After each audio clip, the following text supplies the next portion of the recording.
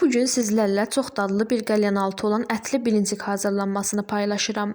İşə ət çəkən maşından keçirtdiyim mal əti və qoyun quyruğunu qovurmaqla başlayıram.